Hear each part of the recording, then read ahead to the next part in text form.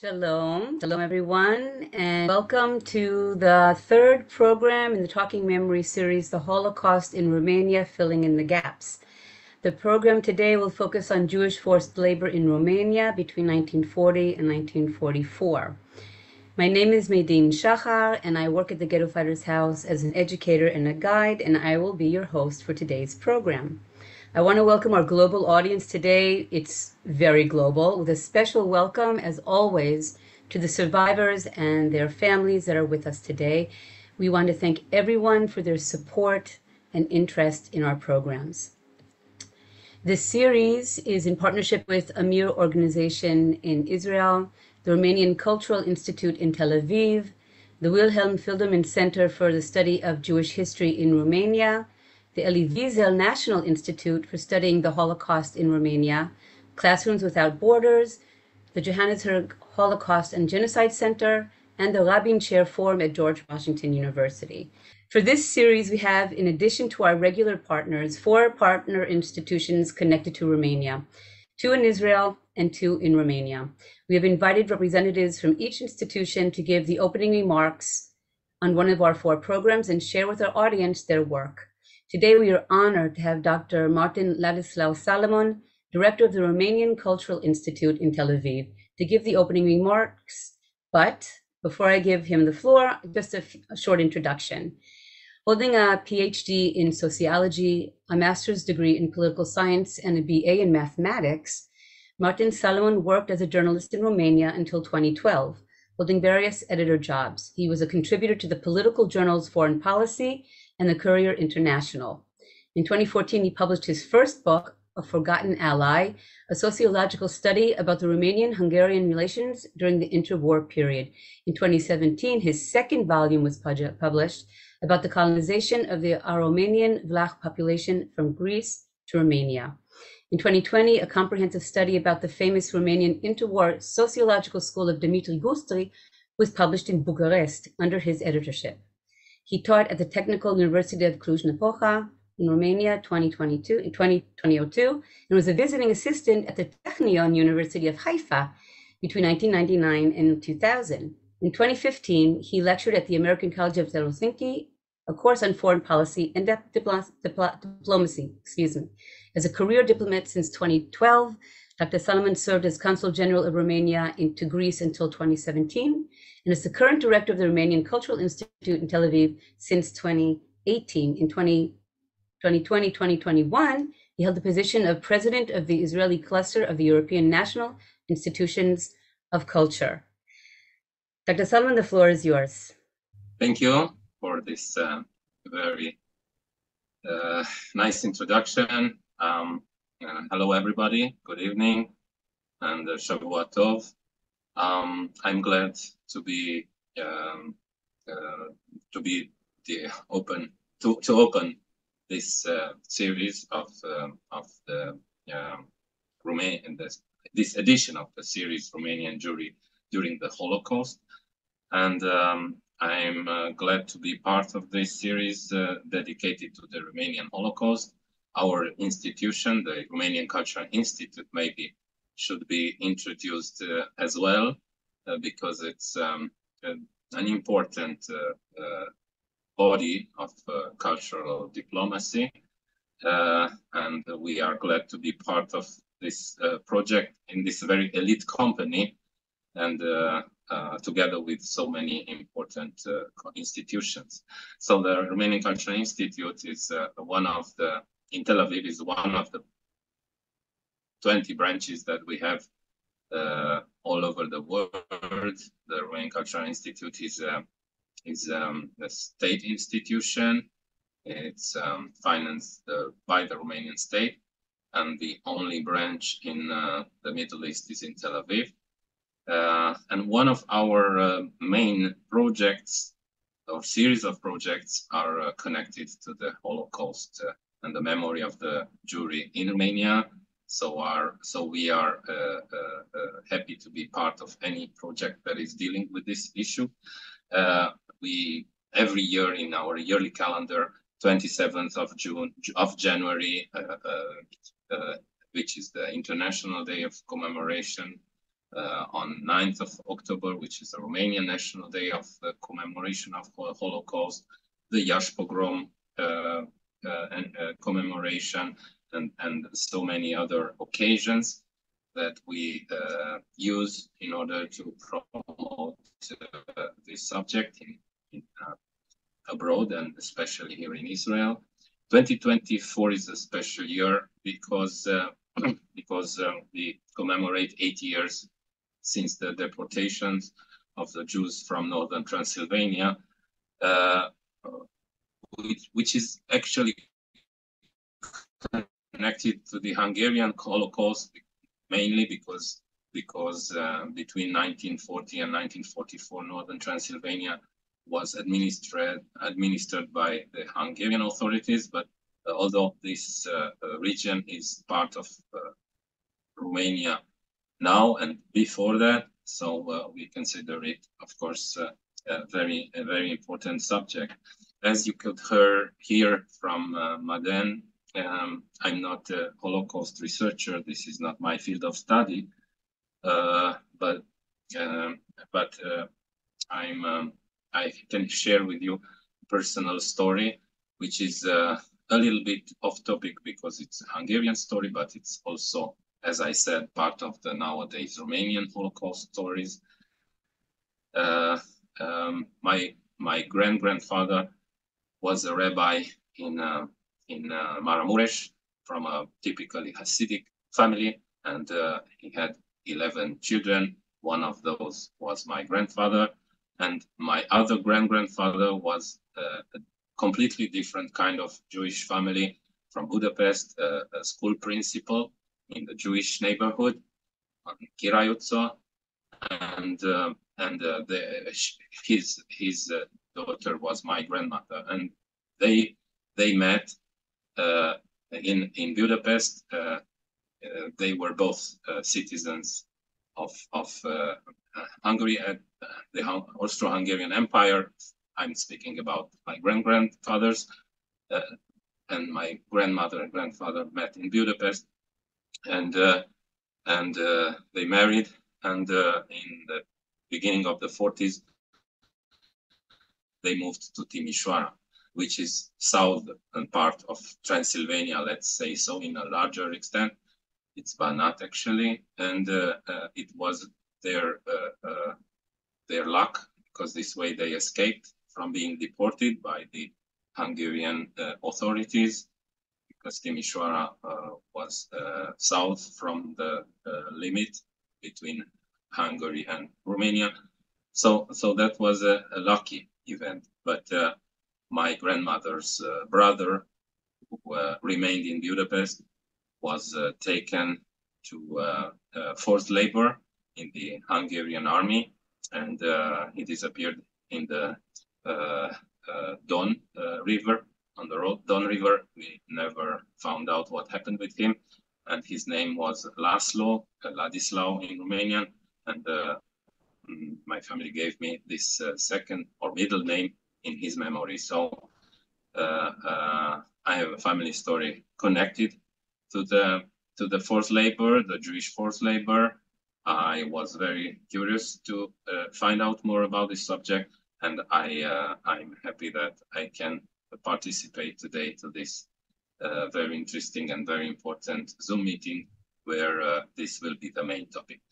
Thank you very much. I want to congratulate to the Ghetto Fighters House, and thanks a lot to Yigal Cohen, the CEO, because of his great work he's doing there, together with his colleagues in these very difficult times, when the region where the Ghetto Fighters House is situated is in the part of Israel where you never know what will happen tomorrow. Many thanks to Maden Shahar, program coordinator, and to Greta Barak, the researcher who is originally from Romania, and I am sure that she has also a big part of this event to happen. So I'm looking forward to listen to all the interesting lectures that are going to come further on. Thank you very much, Martin. First of all, thank you for sharing the personal story and also showing us how we are connected in so many ways. Yes, I also want to say thank you to Greta, who's a big part of the program and helped me to coordinate everything. And thank you for also mentioning about the Ghetto Fighters House. Today was a very difficult day in Israel. There were a lot of attacks, and the Ghetto Fighters House was definitely in bomb shelters and with guests and everything. So yes, it's a difficult time for everyone here. So thank you for mentioning that. For each program in this series, we will have a short presentation about an artifact, a document, or testimony from the Ghetto Fighters House archive that is connected to the Holocaust in Romania. And Greta Barak, who is an archivist at the Ghetto Fighters House, will be our first presenter today. And just a few words about Greta. She holds an MA in Jewish Studies awarded by Babeș Bolyai University in Romania and a second MA in Israel Studies awarded by the University of Haifa. She is currently enrolled in the Archival and Information Science Diploma program at Tel Aviv University. She worked as an independent researcher at Hashava, the company for the location and restitution of Holocaust victims' assets, where she engaged in historical, genealogical, and archival research on Holocaust victims in northern Transylvania. After relocating to Israel, she conducted historical research on the Holocaust in Romania in a law firm, mainly for legal support of Holocaust survivors' compensation claims from Germany and Romania. Greta is a full-time archivist at the Ghetto Fighters House. She is involved in several cataloging and digitization projects of archival materials, including archival collections concerning the history of Romanian Jewry, as well as providing reference services and assistance for researchers and the general public. Greta, the floor is yours. Thank you, Medine, and Martin, thank you very much for the personal story. And thank you everyone for joining us tonight. So, as Medine already mentioned, as part of our series, I will share with you at the beginning of each webinar a story from our archive. Today, I will be talking about an original document stored in the Ghetto Fighters House archive, which is going these days through the digitization process. Actually, it was scanned on microfilm in the past, and now we are doing the new scans with the digital camera, and we are also including more information about the material. And another important step is to make this collection available on our archive website. What we are looking at is a wartime document from October 1943 written in Romanian. It is addressed to Sergeant Iordache, and it includes the names of 14 Jews sent to forced labor. These are Littman Leon, Klein Adalbert, Israel Ladislau, Rezer Ernest, Israel Eugeniu, Polacek Ion, Blau Maurițiu, Angel Pavel, Berkovic Aron, Fishman Marcus, Stauber Baruch, Shafir Herman, Schechter Ilie, Sean Robert. According to the note, these Jews are not allowed to leave the grounds of the artillery range on the account of being sick, and Sergeant Iordache is personally responsible for the daily report to forced labor. Moreover, sick leave could be granted only by the approval of a special commission, which includes, among others, the doctor of the recruitment center, and any other work extensions are strictly forbidden. The language used in the note is openly anti-Semitic. Words and expressions as Zhidan and must work even if they die, until they die, are used several times. The document is signed by the captain of the warehouse garrison of the 89 Infantry Division of the Romanian Army, as we can see on the stamp on the right side. Unfortunately, the name of the signer is unreadable. When you look at the document for the first time, several questions come up. Who wrote this note? Where was this artillery range that was mentioned? Who is Iordache? What was the physical state of the 14 Jews mentioned, and what types of work did they have to do? How and when did this document enter the Ghetto Fighters House archive, as no information concerning the donation was mentioned in the catalog? But most importantly, Who are the 14 Jews that were mentioned? What are their stories and what happened to them? A list of names is never just a list, as we are talking about people's lives. I've contacted Adrian Cioflâncă, the director of the Wilhelm Friedemann Center for the Study of the Jewish History in Romania, and one of our speakers during the last week webinar, as I knew he had worked extensively on military documents. He replied shortly with information. The 89th Infantry Division of the Romanian Army has fought on the Eastern Front in 1941. After the fall of Odessa, they were ordered to return to Romania, and in November 1941, the first units were already stationed in Brașov. Moreover, the warehouse garrison, a subunit of the division, was in charge with the supply of the division. This meant that the document was written in Brașov, or at least in the Brașov area, and that most likely the 14 Jews were used in works related to transportation, storage, and other needs of the garrison. Following this essential lead, I was able to continue my research concerning the identity of the 14 people from the list. I can tell you that 12 of them were included in another document, namely a list of Jewish residents in Brașov from 1942, available in Yad Vashem archive, which this document included birthdates, profession, addresses in 1942, as well as information about the family members. As the letter I was meeting from the source, I was not able to check about Ladislau Israel and Eugeniu Israel.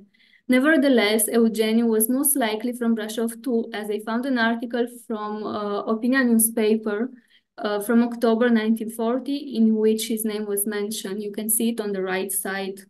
And I'm going to translate the short article from Romanian to English. At Brașov, on Icebrăteanu Street, the legionary police raided the house of the merchant Eugen Israel. They found big quantities of sugar, coffee, and Manila string worth 2 million lei. The goods were confiscated. So, according to the new information, the Jews from our list were between 43 and 73 years old and had different professions. So I started consulting other sources in my search for finding more information. I'm going to give you 2 examples and what I succeeded to find out about them. Adalbert Klein, he was a barber and most likely the same person that published together with Anton Molnar the Figaro magazine, the magazine of the Union of the Barbers in Romania, which came out in Brașov in 1934. Apparently there were 4 numbers that were published in 1934, which were published in Romanian and Hungarian language, with the purpose to advise and represent the professional interests of the workers in the field. Adalbert also militated in the same period for solidarity between the members of the guild and the improvement of their conditions. He was asking for electricity discount from the state for the guild members. I know he was married and had 2 children and that he survived the war. Another example is Pavel Paul Angel, a chemist from Bod, next to Brașov, who was working for the Intumin sugar factory. On the 30th of April 1942, he was fired, as mentioned in Monitor Oficial, the official gazette of Romania, in which all the promulgated bills, decrees, and other major legal acts are published. He was fired basically as part of the Romanization policy, Romanizare, which goal was to remove the Jews from Romanian social and economic life and replace them with non-Jewish Romanians. I'm sure our guest Dallas will talk more about this policy, so I'm not going to develop now.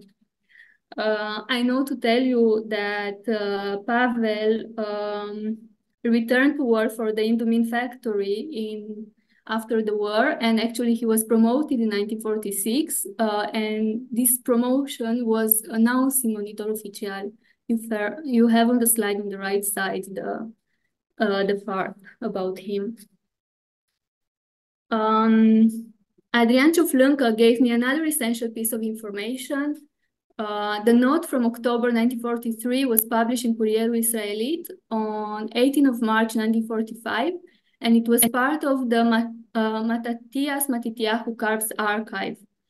Karp, who was appointed in 1940 as the secretary of the Federation of the Jewish Communities in Romania, an organization headed by Dr. Wilhelm Fildermann. During the war, he became aware of the importance of documenting the atrocities of the Holocaust in Romania. He collected documents and photographs concerning the fate of Jews from a variety of sources, from the Germans through brides, from Romanian friends, from the Jewish community, and from the Romanian Ministry of Interior, with the help of a friend that was working there. After the war, in 1946-1948, he published the 3 volumes of the Black Book, which he called The Suffering of Romanian Jews during 1940-1944, which is one important part of today's historiography on the Holocaust of Romanian Jewry, and which is based on the materials he collected during and immediately after the war. So how did this document that was in the possession of Karp became part of our collection? Well, you need to know that the Ghetto Fighters House archives were established in 1949 by a group of Holocaust survivors, all members of the DROR youth movement, with 2 clear purposes: to collect documentation of the German crimes so that those responsible would be brought to justice, and to commemorate the Jewish war that was destroyed and it is no more, by documenting the Jewish lives and their struggles. The work of collecting and sorting was viewed by the founders as carrying out the last will and testament of those who perished, and a direct continuation of documentation work done in the ghettos. For this, they turned to everyone that they thought were in the possession of relevant materials, and among the ones that they turned to was also the delegation of Israel in Bucharest in 1950-1951. We actually received in 1951 a package of books from Bucharest. You can see on the slide part of the list of the books that we received, and you can also see on the list Karp's Black Book. I do not know precisely when Karp started to be in touch with our archive, but I will share with you a few things that I succeeded to trace. Karp and his wife immigrated to Israel in the fall of 1951, and they managed to bring some of the documentary materials with them. Shortly afterwards, in December 1951, Karp visited the Ghetto Fighters House. You can see on the right side a letter written by Nachman Blumenthal, a Polish Jewish and Israeli historian and Holocaust survivor, who was part of the Ghetto Fighters House team in the beginning of the 50s. He writes to Karp in December 1951. So I want to read for you the English translation of Blumenthal's letter. I regret I was not at the Ghetto Fighters House during your visit. I hope you have received a complete tour of our establishment and you are willing to cooperate with us. We know of your work in the field of documentation of Romanian Jewry during the Holocaust, and we are certain you have materials that are still unknown. We will be happy if you will be willing to publish your writings and from the documentation that is in your possession in our journal, the PIM. Actually, Blumenthal was during that time also the one of the main editors of the PIM. Karp answers Blumenthal's letter in January 1952. This is the letter you see on the left side of the slide, and I'm going to read you the translation of his answer. I was very glad to read your letter and I'm waiting for the next opportunity to meet you. Unfortunately, now I don't have the time. I immigrated to Israel just 3 months ago and I have a lot of assignments. I'm studying now in the Ulpan in Jerusalem and I study Hebrew 10 hours per day. Later, I will be glad to work together in the important task I've seen at the Katzenelson's house. In the meanwhile, I will try to pay another visit. Maybe you will find an opportunity to visit me in Jerusalem. For me, it will be a great pleasure, and I hope you will be able to find among the documentation I brought from abroad materials that are relevant for your work. The interaction between Karp and the Ghetto Fighters House is not a widely known one. As we could see, Karp indeed donated materials to the Ghetto Fighters House. The note about the 14 Jews sent to forced labor is just one example. Actually, the story of this document, together with some internal correspondence, confirm the provenance of a few more files we have in our collection as being part of CARP's archive. What I can say that unfortunately the cooperation was not a long one, as CARP died in Israel in 1953. The big part of his archive was given later by his wife to Basarabia Association, and now is found in Yad Vashem. Thank you everyone for listening to my presentation. I just want to say another sentence. Last week we were contacted by Lea Gorlitsky that felt it's really important for her to share with us the story of her father, who was from Remetia, the northern part of Transylvania. Her father was Itzhak Davidovich, and he was one of the people sent in the forced labor battalions in Hungary.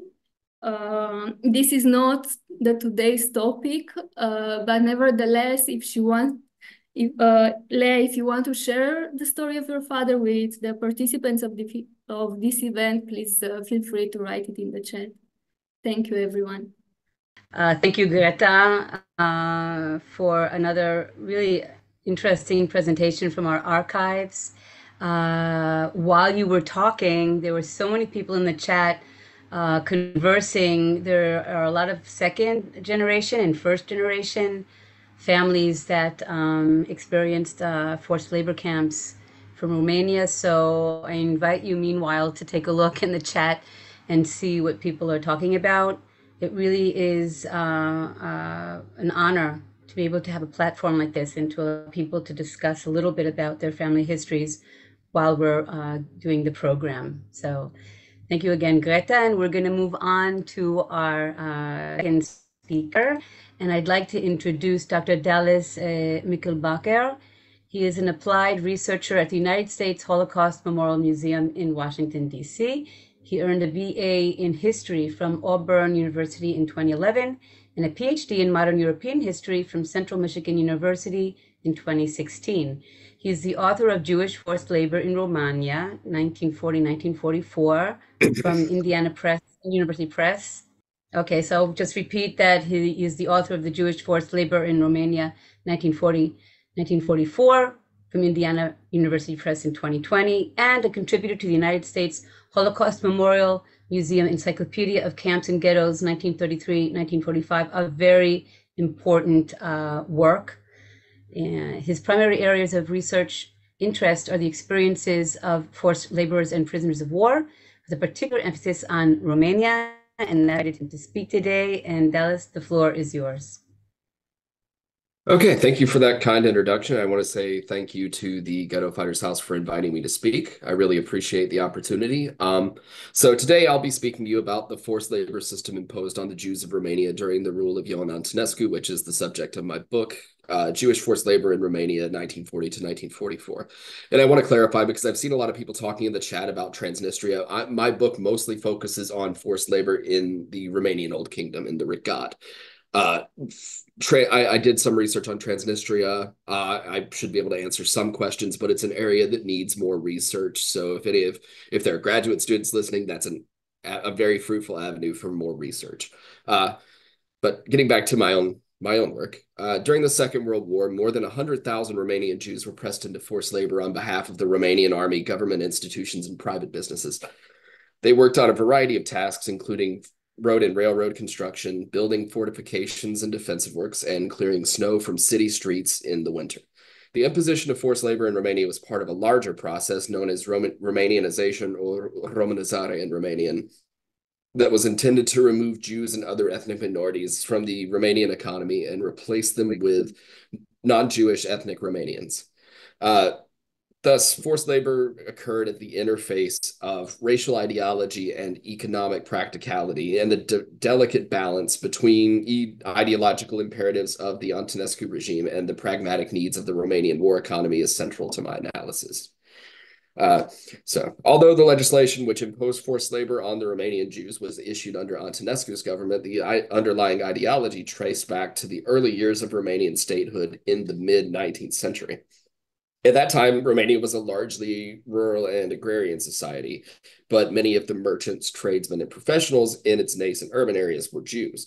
The relatively comfortable economic position of this small group of Jews in Romanian society bred an atmosphere of resentment among the non-Jewish ethnic Romanian population. This resentment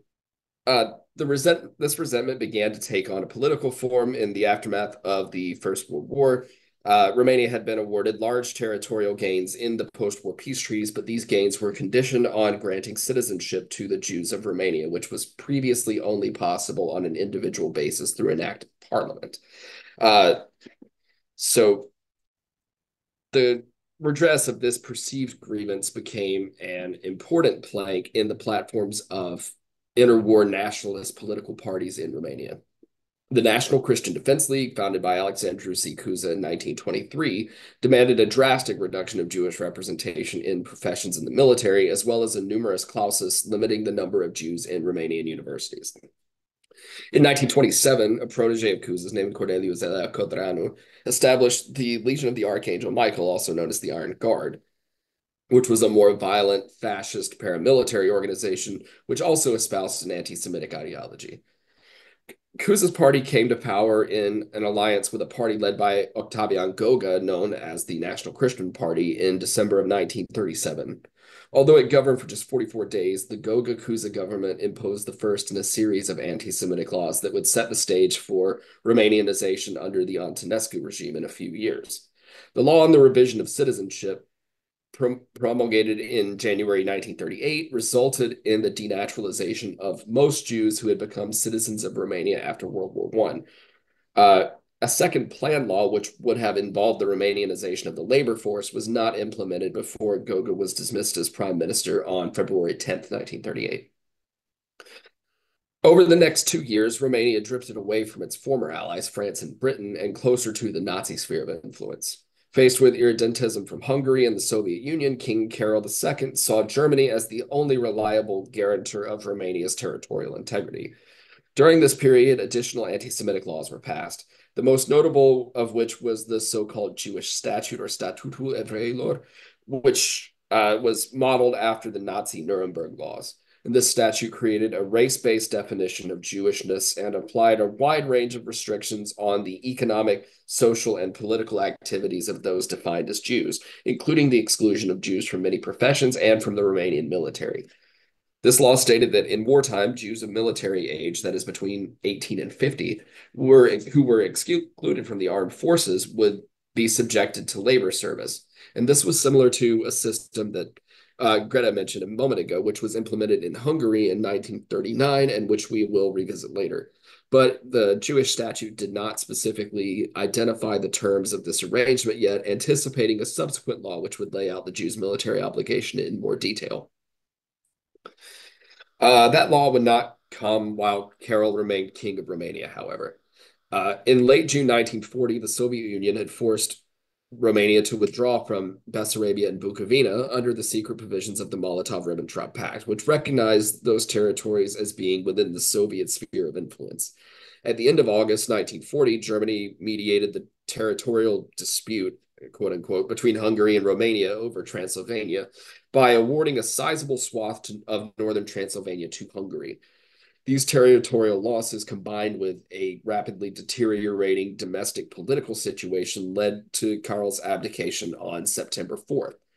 He was replaced by a new government, which was known as the National Legionary State, in which Marshal Ion Antonescu governed as prime minister in an uneasy alliance with the Iron Guard, which was now led by Horia Sima after Corneliu Zelea Codreanu had been murdered in 1938.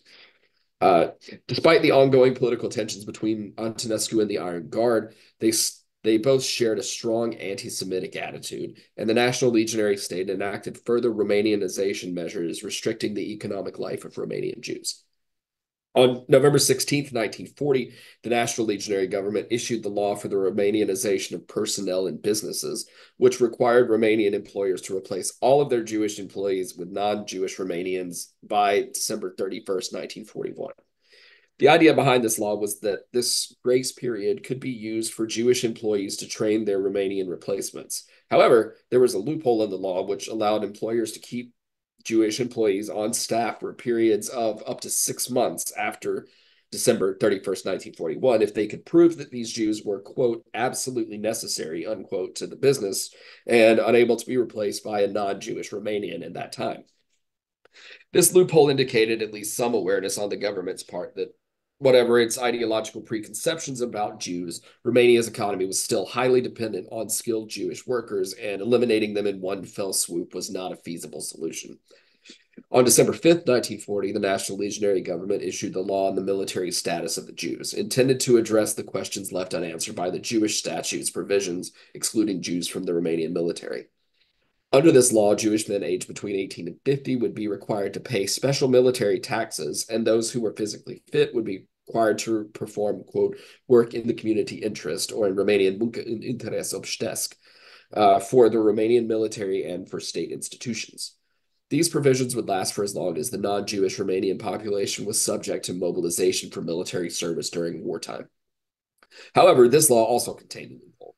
Jews who had professional qualifications such as doctors, veterinarians, pharmacists, and engineers could be, quote, requisitioned to perform their jobs by the army, and those who were needed by a business engaged in war-related production could be retained in exchange for a fee. These exemptions would become a coveted commodity and, unsurprisingly, a source of corruption and controversy. 2 additional laws in late January established the rates of taxation to which Jews would be subjected and the circumstances under which Jews could be requisitioned for specialist roles. These 2 laws were implemented in a circumstance of political chaos. On January 21st, 1941, the tensions between the Iron Guard and Antonescu boiled over into a violent rebellion in Bucharest and other Romanian cities. After 3 days of rioting and violence, much of which targeted Romanian Jews, including the infamous Bucharest pogrom, in which 125 Jews were killed, the army, which had remained loyal to Antonescu throughout, put down the rebellion, and Antonescu was able to consolidate power as a de facto military dictator. The first months of Antonescu's tenure as the sole ruler of Romania coincided with Nazi Germany's preparations for the invasion of the Soviet Union. Romania had officially joined the Axis on November 23rd, 1940, and would play an important role in the German-led force on the Eastern Front, providing more troops than all of Germany's other allies combined, as well as between a quarter and a third of Germany's crude oil supplies. Antonescu shared Hitler's anti-communist and anti-Soviet attitudes and told the Führer that if it is a question of action against the Slavs, you can always count on Romania. On June 22nd, 1941, Germany began its invasion of the Soviet Union. 10 days later, the Romanian 3rd and 4th Armies crossed into Bessarabia, accompanied by the German 11th Army. And within a few weeks, Romania had recovered the territory that it had lost to the Soviet Union in the previous year and advanced across the Dniester River into Ukraine. In August 1941, a strip of territory east of the Dniester was awarded to Romania by the Germans. This territory, which was never part of Romania prior to that time and only had a small ethnic Romanian population, would become the Transnistria Governorate, a key site in the Holocaust in Romania where the vast majority of killings attributable to Romanian forces took place. Although, as I noted, we're not going to get very much into forced labor in Transnistria today. So the attack on the Soviet Union and the consequent mobilization of Romanian troops also activated the labor service requirement that had been instituted by the law on the military status of the Jews. Although forced labor was intended to fulfill a military obligation, the mobilization of Jews for forced labor, which began on August 2nd, was initially handled by the Ministry of Internal Affairs. The Ministry of Internal Affairs instructed the local army recruitment centers in towns across Romania to draw up lists of Jews who were to be called up for work. It medically examined them to determine who was fit to work and assembled them into labor units that would then be deployed in service of various state institutions, including the Romanian State Railway Corporations, CFR, Căile Ferate Române, the General Directorate of Roads, and the Ministry of Agriculture. During the first week of mobilization, a total of about 17,000 Jews were called up for service in forced labor battalions.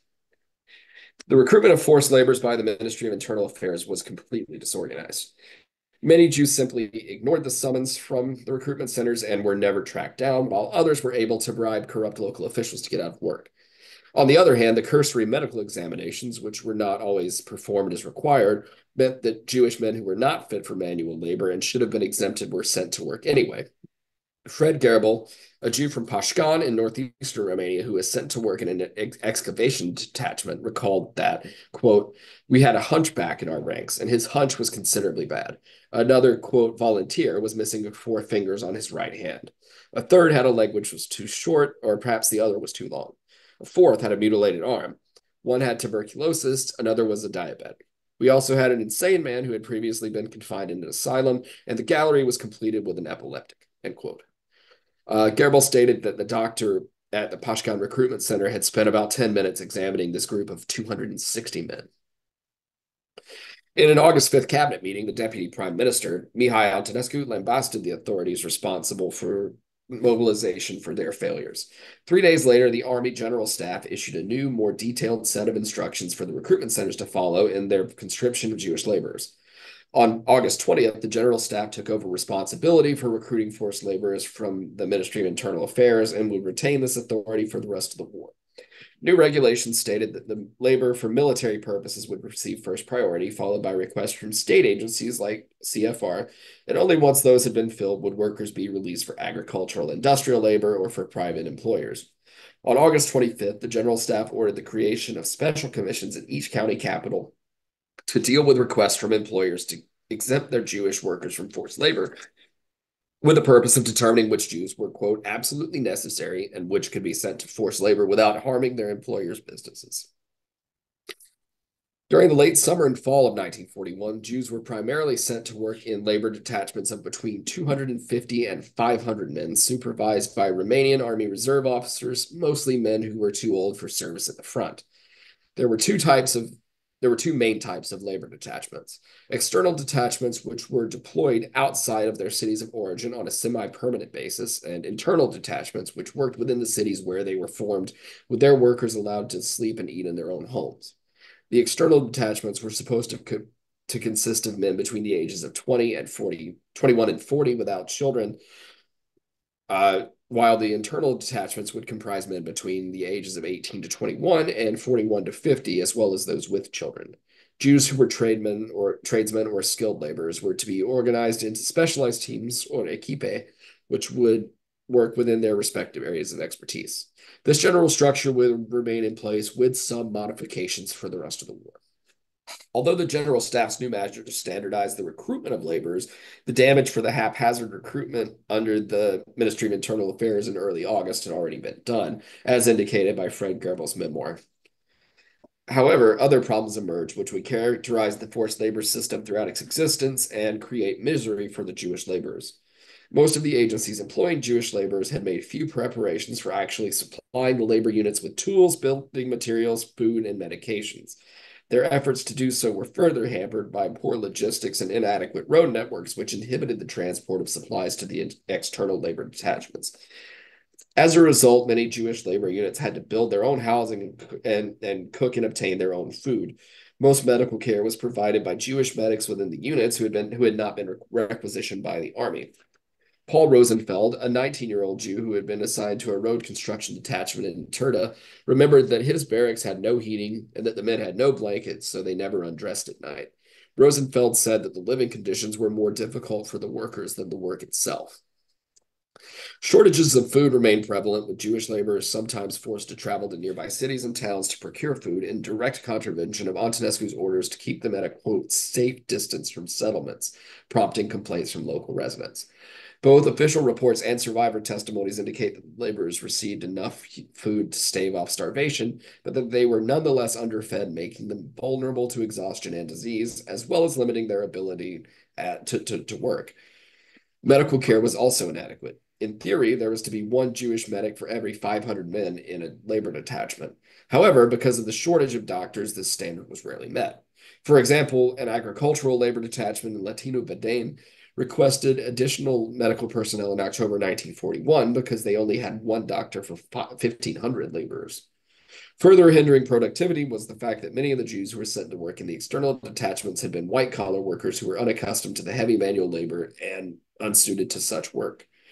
These problems prompted the agencies employing Jewish laborers to bombard the general staff with vociferous complaints about the ineffectiveness of the labor detachments. These complaints forced the general staff to rethink their approach to forced labor and seek ways to improve the productivity of the labor detachments. On November 15th, a new agency, the General Inspectorate of Labor Camps and Detachments, was created to manage the forced labor system. Forced labor continued until December 15th of 1941, when the general staff ordered a stoppage due to the onset of wintry weather. Jews working the external detachments were allowed to return to their cities of origin for the winter months. This work proved in the city, once they returned to their cities of origin, they were then put to work sweeping snow from the city streets.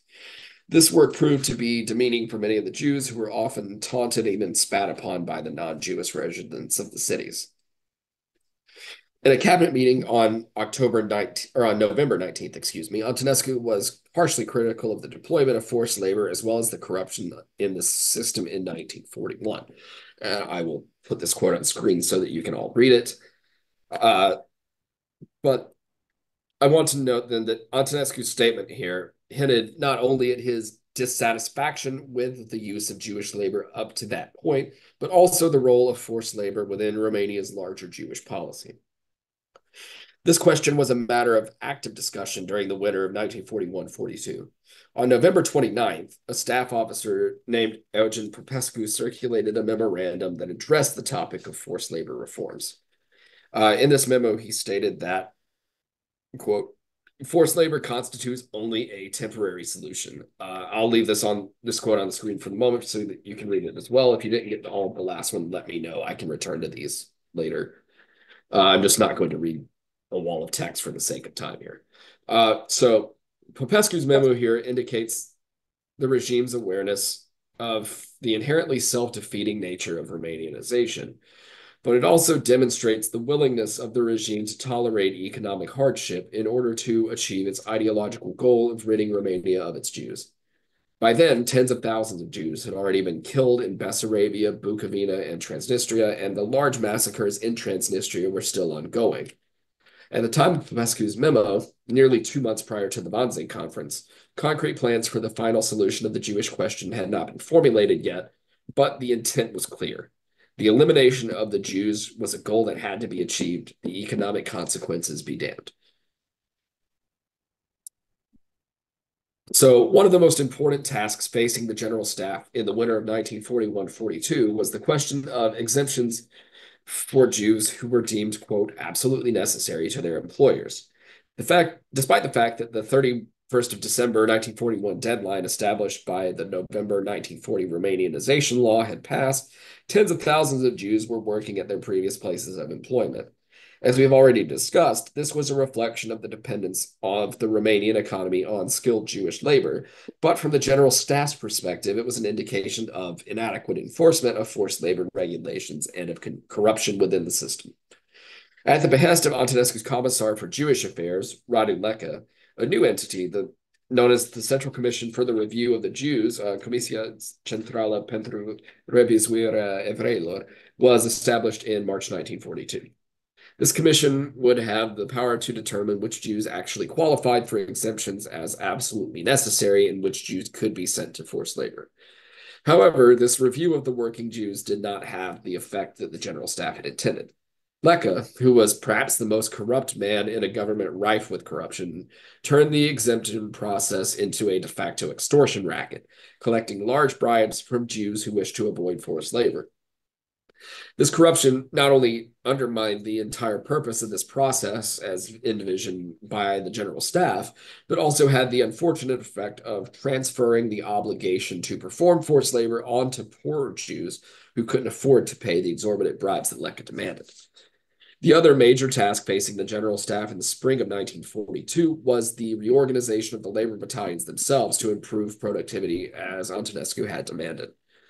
On April 21st, Antonescu sent a series of recommendations to the General Staff, namely that Jews should be organized into large units, 500 or more men, staffed with active and reserve officers, and that food and other supplies should be secured by the employers of the labor detachments. Should also be required that Jews who were sick or unable to work would pay taxes instead that would be used to cover the cost of food and of upkeep for the workers in the labor detachments, and that anyone who could neither work nor pay the taxes would be deported to Transnistria. These recommendations, in turn, formed the basis for the new general instructions for the deployment of Jewish labor, which were issued by the General Staff on June 27th of 1942. The new regulations, which also included much stricter record-keeping requirements for labor detachment commanders, a more clearly defined chains of command for the lower echelons of the army in administering forced labor, and permission to use corporal punishment to motivate Jews to work, would govern forced labor for the rest of the war. These new instructions also included a provision that stated that Jews who refused to work or did not report to work or pay taxes on time would be deported to Transnistria. And for those of you who are familiar with the famous memoir of Sonia Palti, Evrei Trecețnistru, the reason that her family was deported to Transnistria in the first place was because her father had been mistakenly considered not to have reported for work, so they were put on the list to be deported to Transnistria.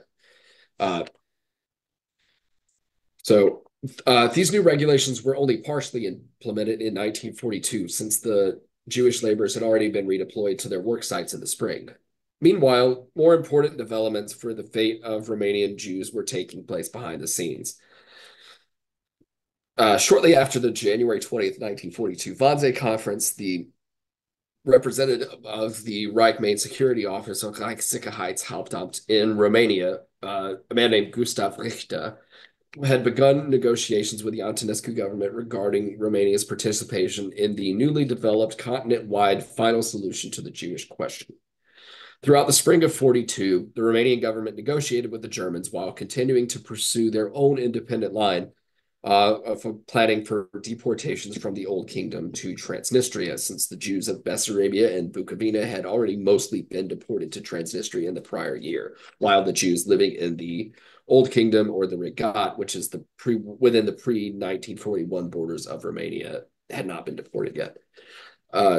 So by July 1942, late July 1942, Richter was convinced that he had convinced Antonescu that to participate in the mass killing of Jews on Germany's terms.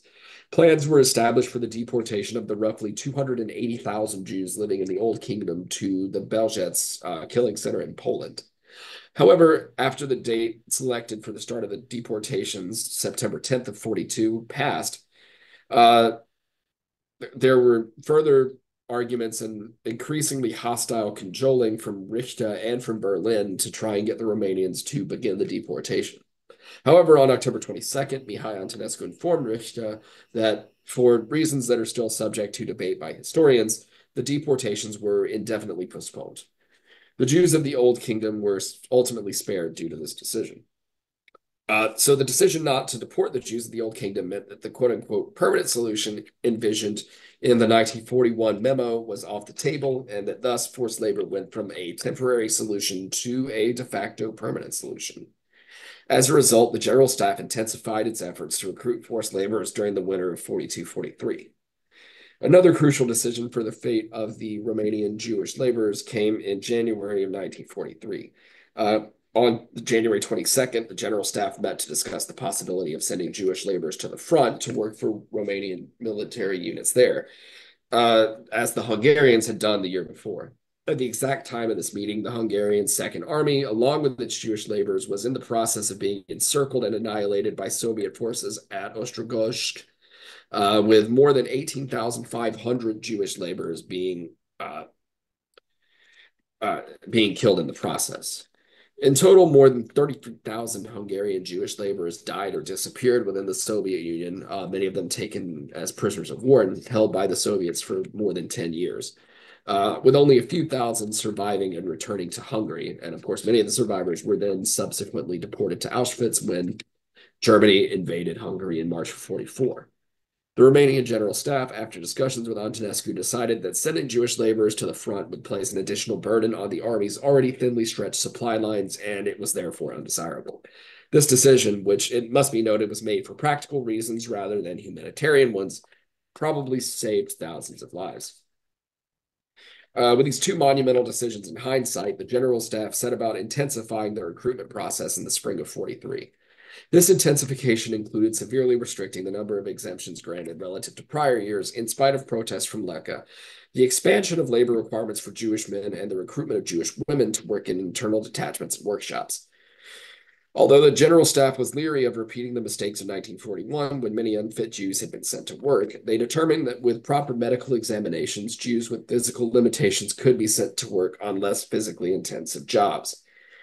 However, despite the new regulations, unfit Jews were still being sent to the labor detachments. And then this is where I should point out that the document that Greta shared, this is where this fits into the story, because this was the period during which they were reviewing who should be given medical exemptions and who should not be allowed to leave camps. So in June of 43, Antonescu personally visited a road construction battalion near Predeal in central Romania. A memorandum from one of his staff officers indicated what he saw. Put that up. There. At Rhodes Battalion 1 in Predeal, the marshal saw the Jew David Margulius, who was sent from the Yash recruitment center. The Jew was in such a physical state that he could not be used for labor. He traveled to the detachment for no reason and was costing the detachment expenses while not being of use. Because of what the Yash recruitment center has done in this case, they shall take action against those responsible. The marshal has ordered the General Staff to investigate this case and report back to him. However, despite these shortcomings, the General Staff was successful in its goal in increasing the raw numbers of Jews sent to forced labor. By June 30th, at least 107,601 Jews were registered for forced labor, with approximately 75,000 working for the military in some capacity. More than 50,000 were working in the labor detachments, of whom about 17,000 were deployed in external detachments. It should also be noted that large numbers of non-Jewish Romanian labor servicemen were being sent to work during this time, as well as thousands of Soviet prisoners of war. Meanwhile, about 52,000 were exempted from forced labor requisitioned by businesses, and about 4,400 remained in reserve. Despite the General Staff's success in increasing the number of laborers recruited, however, solving the problems within the system would prove to be a fruitless endeavor. Corruption, incompetence, and laziness among the officers in charge of the labor detachments remained the rule, and in most cases, the labor units were unproductive, while also being physically grueling and demeaning for the Jews working in them. More to the point, however, there was a much more immediate threat looming on the horizon. The catastrophic Axis defeat at Stalingrad in early 43 had resulted in the near total destruction of the Romanian field armies on the Eastern Front, and the Romanian forces had never really recovered from that. By spring of 44, the Red Army had recaptured Transnistria and most of Bessarabia and stood poised to launch a full-scale invasion of Romania. This situation prompted a desperate response from the General Staff, which shifted Jewish laborers to work on tasks like the construction of fortifications and anti-tank ditches near Romania's eastern border. In addition, the Americans and British were making use of newly captured air bases in Italy to launch attacks on Romania's oil refineries and major cities, including Bucharest. As a result of this, many internal labor detachments were redirected from other tasks to clear debris after bombing raids. As the situation at the front unraveled, so did the organization of the labor units. Rates of absenteeism and desertion skyrocketed as the capacity of the military to enforce discipline deteriorated.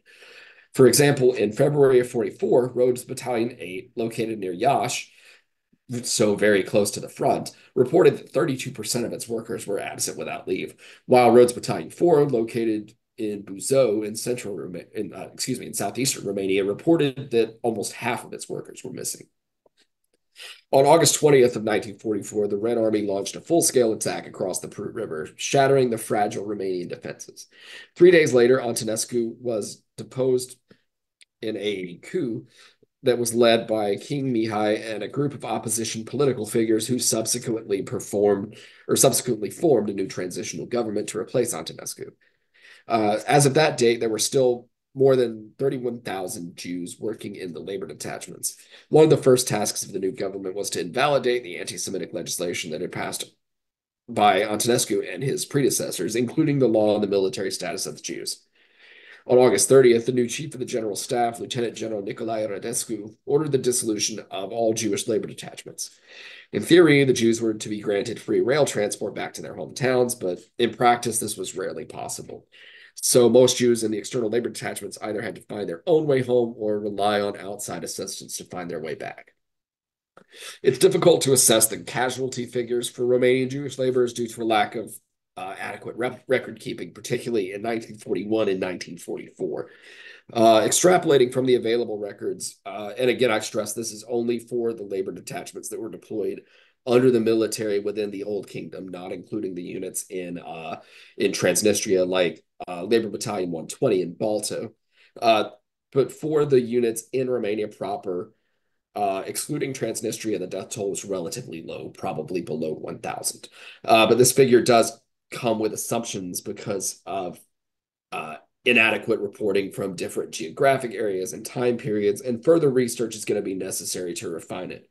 In any case, few of the survivors ever saw meaningful reparations for the difficulties that they had suffered as forced laborers, and most struggled to even obtain the back pay that was owed to them by the government, because they were supposed to receive equivalent pay to Romanian soldiers doing the similar work. But by 43, the funds for these payments had largely dried up, and most of them had gone 2 years without receiving any payment. And they didn't, most struggled to obtain this back pay despite efforts by Wilhelm Filderman and other leaders of the Jewish community, much less any sort of compensation for illnesses or injuries. Furthermore, few of the labor detachment commanders and other responsible people for forced labor units were prosecuted at the post-war trials, and most of the higher ranking officers who were responsible for the forced labor system were tried. When they were tried on other charges. In the end, very few Jewish forced laborers ever saw meaningful compensation during the immediate post-war period. So to conclude here, Jewish forced labor represents a strange case among the wider phenomenon of unfree labor in Nazi-aligned Europe during the war. Antonescu's government clearly envisioned forced labor as a temporary measure to extract value from the Jews before they were permanently removed from Romania, not dissimilar to the attitude of many high-ranking Nazi officials towards Jewish labor during the final solution in Germany. And as a result, forced labor was not seen as a means of killing Jews directly, in contrast to the Hungarian labor service battalions, which, as Randolph Brahm noted in his study of forced labor there, became a sort of ersatz solution to the Jewish question in Hungary. Forced labor was also a failure within the context of Romanianization. As of late October 1943, there were still more than 50,000 Jews working for their pre-war employers, indicating that efforts to eliminate Jews from the labor force had been futile. Skilled Jewish laborers were simply too vital to the Romanian economy to be removed. So the Antonescu regime was never able to properly resolve the conflicts between its racial ideology and the needs of the Romanian economy, and the result of this was a disorganized, failed attempt to extract labor from the Jewish population, an endeavor which caused hundreds of deaths, thousands of injuries, the extortion of millions of lei in bribes by corrupt officials, and years of suffering and indignity for which tens of thousands of Romanian Jews never saw any meaningful compensation.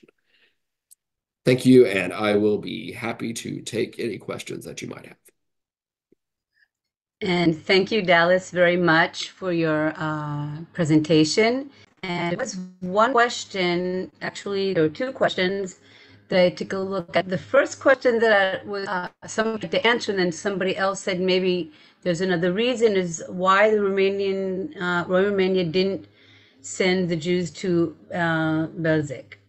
So someone tried to answer that, but maybe you have if you have information about that. Somebody said that maybe it was, the last card using the Jews, but someone said maybe there was another reason, that it wasn't a part of Romania anymore. So do you have any insight? So there are a few different theories. I mean, there's the argument, someone actually just mentioned this in the chat, the idea that this was the kind of coincided with the turning point in the war, where the war turned against the Axis. And there was this awareness among Antonescu and his government that we might be on the losing side of this war. And if we're on the losing side of this war and we deport 280,000 people to Belzec, then that's going to, we're going to be punished for that in the post-war period. Of course, it's important to remember that by that point, they had already killed hundreds of thousands of Jews in Bessarabia, Bukovina, and Transnistria. So deciding not to deport the Jews of Romania, from Romania proper, I should say, in order to avoid post-war punishment if they lost the war, was kind of, at that point, closing the barn door after the horse had already gone out, so to speak. So that may not be the full story. There's also, as you mentioned, the idea that this is sort of their last bargaining chip with the Germans, that this is, and with the Western Allies for that matter, if they chose to seek a separate peace, because they, they could say, hey, we've chosen not to do this up to this point, but we could. So there's kind of one author, I forget who, referred to this potential threat during the period of 42, 43 into 44 for the forced laborers as being like the sword of Damocles, because I didn't really get into this in the presentation because I wanted to keep things moving. Right, yeah, Jewish labor. I mean, this is actually exactly where I was going. Thanks, Grant. Because, right, yeah, like there was some discussion between Radu Lecca and Gustav Richter, and between Lecca and Adolf Eichmann, who he was in contact with because he worked as a German agent, discussing, hey, can we keep X number of economically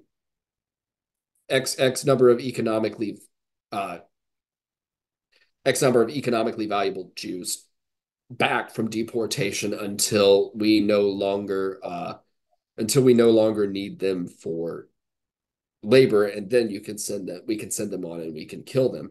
But there was no indication from Richter that such a policy was going to be allowed.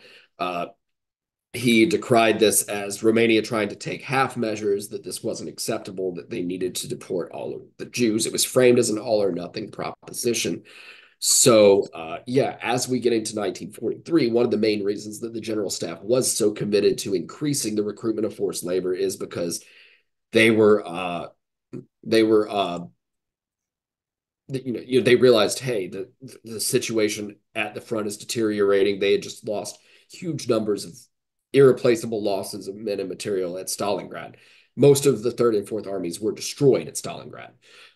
So they were in a position of having to recruit everybody they could for military service, which left more and more of a labor shortage within Romania. And this was similar to a problem that was taking place in Germany as well, of course. That incentivized them to really increase recruitment. They started recruiting women. This is another area that needs to be researched in more detail. Again, if there are any grad students on here, that would be a great subject for a paper, if not an entire dissertation, because I didn't get to talk about it that much in my book. But women were used to do things like, repairing uniforms and, light manual labor within the cities. Sorry, that went on a lot broader. No, that's fine. That's fine. Actually, while you were talking, somebody asked about archival material about the camps. Maybe even if the camps exist, if there's any archival material.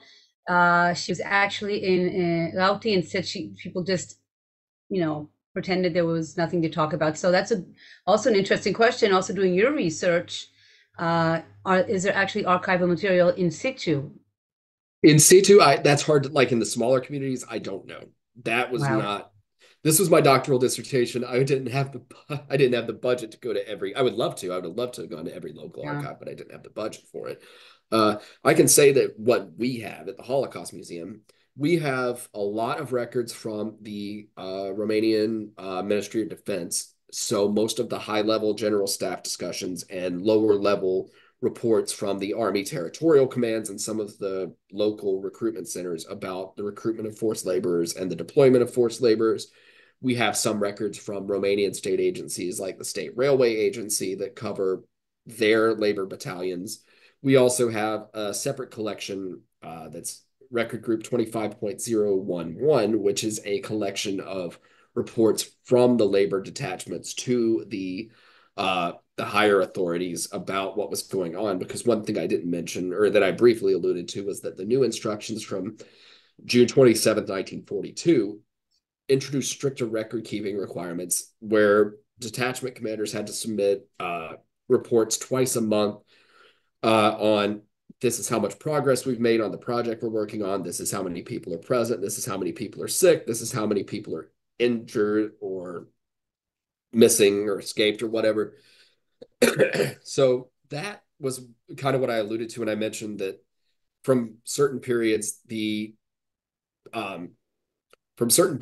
records are better than others, and that makes it difficult to reconstruct things from other periods. From 42 and 43, when these record keeping requirements are in place, excuse me, they are much easier to research, and you can do more detailed research on individual labor units, particularly the larger labor battalions. In 41 and increasingly in 44, before these requirements were instituted and after things started to really sort of unravel administratively, these records are harder to come by. So the ability to reconstruct what was going on in each individual camp becomes difficult. I often get requests from people to track down, like, hey, my great-grandfather was in X camp. What can you tell me? And sometimes the answer is, oh, we have a whole file on that, actually. And sometimes the answer is, I have no idea because we don't have it. Y'all could probably chime in with whatever material that y'all have there at the Ghetto Fighters House, and other institutions like Yad Vashem might have stuff that we don't have. There's stuff in the Romanian archives that we haven't acquired that I am admittedly not an expert on. There's probably stuff that I'm just there that I'm not aware of that I missed. So so the answer in terms of researching individual places and individual camps is just that it varies. It depends on how good they were at keeping the records during the war, how many of those records survived the war, and then how many of those records made it into collections that are available to researchers. Yeah, thanks, Yonela. Right, so Yonela knows. Go. Just get Yonela to come on and I was going to say Yonela's the one who actually knows. But, she's the real expert. Right. Do you want to add anything, Greta, about the Ghetto Fighters House, by the way? She'll be talking next week, by the way. So if you're taking a look at Yonela's answer, she'll be our speaker next week. Greta? I think I agree with Dallas. The sources about the forced labor in Romania really spread it. So basically, you need to search in many places in order to find information about a specific place. Sometimes you'll have to turn to 3 or 4 archives and not find anything, and sometimes you are just lucky enough to find the relevant material. So unfortunately, there is no simple answer to this question. In our archive about the forced labor in Romania, I think we do have some photographs and of course some testimonies of Holocaust survivors. We do have part of what I already mentioned in my presentation of materials that CARP collected. But yeah, if someone is interested in finding more, please contact me and you can come to the research room and I can show you how to search. In any case, thank you, Greta. I'm going to send you both the chat because there are a few family members that wrote about where they were, where their family was. So maybe there may be something that can help them with. So I'll pass it on to you. I wanted to ask one more thing because we talked about this last week as well, as far as, going to trial. You mentioned it at the very, very end that there were trials, that some of the people involved with forced labor were brought to trial, but can you just give us a few, like a little more insight? Was it something that, because somebody wrote here, and we know that, Olga, that some people thought, oh yeah, and Antonescu was he saved the Jews because he didn't send them off in the end. So was there a real punishment? Because last week, Dana Dumitru said that there was actually in Romania a very organized, if I can use the right word, of bringing people to trial. But in this particular offense, was there really trials and people sent away and punished? Yeah, so one of the real experts on this, my colleague Emmanuel Grek, is in chat. And like I mentioned, I was talking to y'all before we started that we're actually working on a collection in of records from the post-war trials in Romania. But getting back to the point of forced labor, as someone mentioned in the chat, yeah, there were a few officers from labor detachments that did come up during the post-war trials. An interesting one that I was working through very recently is actually not on for a Jewish labor unit. It was for a unit of Soviet POWs. And there was often, I mentioned this briefly, but there was often you would have an overall like a labor battalion of about 2,000 people that would be divided into companies of 250 to 500 people. And sometimes you would have a combined battalion with Jewish laborers, and then you'd have a company of Soviet POWs or something like that. And there was a case where this guy was brought to trial because he was abusive to Soviet POWs working for him. He beat them to the point where people around complained because they heard the guy beating these guys.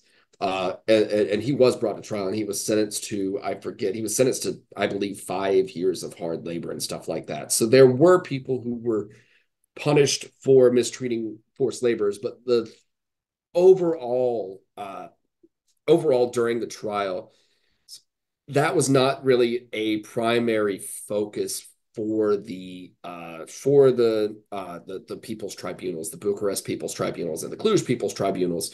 And so that this was not something that came up all that often in the trials themselves. It was mentioned there were actually quite a few survivors from Transnistria who did testify at the trials or gave written testimony, and they did mention forced labor among other things in the ghettos of Transnistria, but it wasn't really the principal focus of a lot of cases, particularly not during the immediate post-war trials. I can't say as much about the trials that were conducted after the transition to a communist government at the end of 47.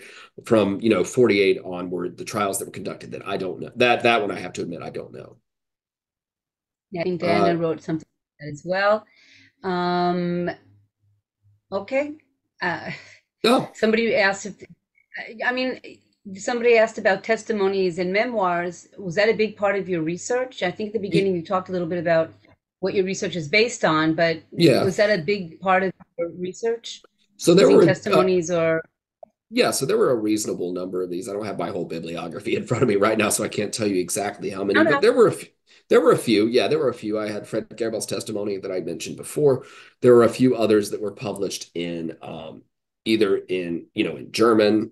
A couple of them were in German, a couple of them in Romanian, a few that had been translated into English. So there were a decent number that I could draw on. A lot of my witness testimony, though, I have to say, came from either the USC Shoah Foundation, our collection of oral histories at the museum, or the archives of a German project called Projekt Zwangsarbeit, or Project Forced Labor. So they collected a few, which I thought was interesting because the Jews that they collected testimony from were Jewish laborers who didn't work for Germany. They were working for the Romanian government, but they still collected them for this German project, which was interesting. So I think I worked through a body of about 50 of these videotaped testimonies during my dissertation.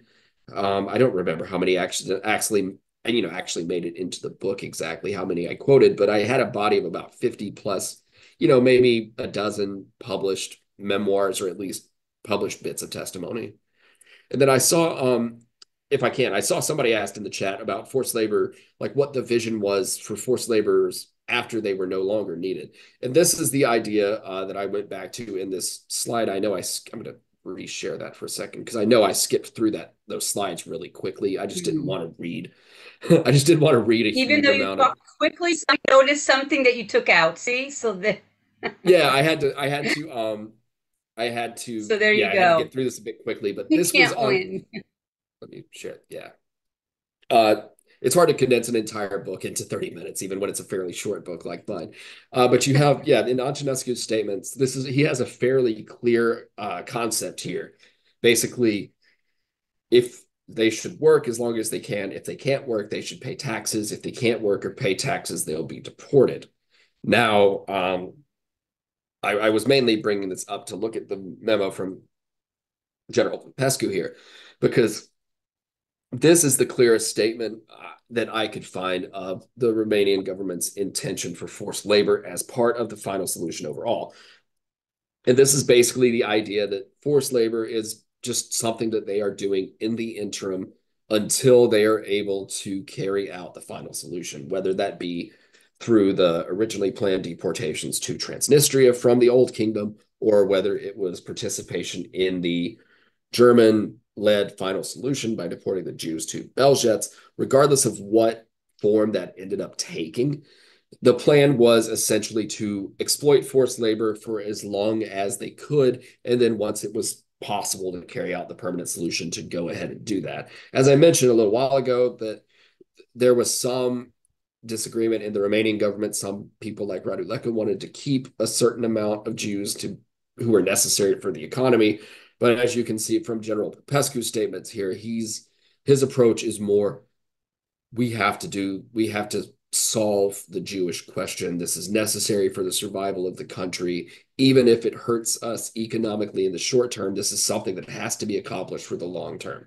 So there is some dissension, and you see this too in Germany, right? You see that there's disagreements between high-ranking German officials about whether it's necessary to kill all Jews immediately or exploit some forced labor and then kill them later.